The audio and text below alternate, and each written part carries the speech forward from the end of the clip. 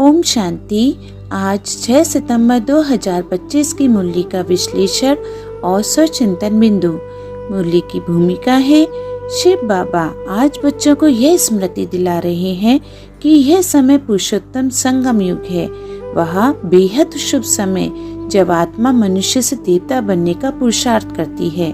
बाप स्वयं कहते हैं, अब मैं आया हूँ तुम्हें सुख धाम ले जाने, परंतु मेरी पहचान देने वाले बच्चे बहुत कम हैं। मुरली का विश्लेषण है। पहला, सच्ची मुबारक क्या है? मनुष्य सांसारिक उपलब्धियों पर मुबारकबाद देते हैं, जैसे जन्मदिन, शादी, जीत आदि, पर सच्ची मुबारक है बाप का बच्चा बनना, जो आत्मा को मुक्ति और जीवन मुक्ति का बरसा दिलाती है। तुम एक दो को दिल से कहते हो मुबारक हो, तुम बेहद के बाप के बने हो।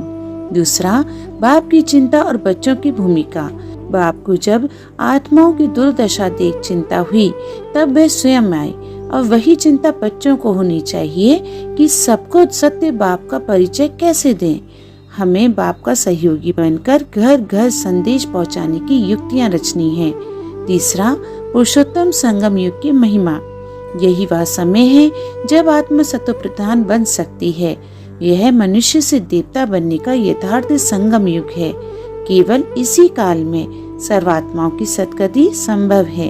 चौथा, विश्व को सच्ची राह कैसे दिखाएं? ये विचार सागर मंथन की आवश्यकता है कि हम कैसे मुसलमान, सिख, ईसाई, हिंदू सबको सच्चे बाप का परिचय दें। कैसे समझाएं कि अल्लाह, खुदा, वाहि गुरु, गॉडफादर एक ही है और वह स्वयं साकार में आए हैं। पांचवा, निमित्त भाव से सच्चा बेफिक्र बनना। बाबा याद दिलाते हैं, मैं करावनहार हूँ, तुम केवल निमित्त हो। इस करनहार करावनहार की स्मृति से आत्मा लाइट का ताजधारी बनती है, नहीं तो फिक्रों के टोकरे सिर पर चढ़ जाते हैं।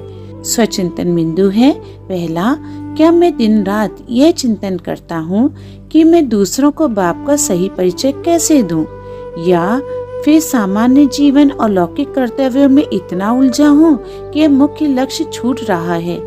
दूसरा, क्या मेरा हर कर्म इस भाव से होता है कि मैं निमित्त हूँ, करावनहार बाप है, या फिर देह अभिमान, मैं भावना या व्यर्थ फिक्र आ जाती है।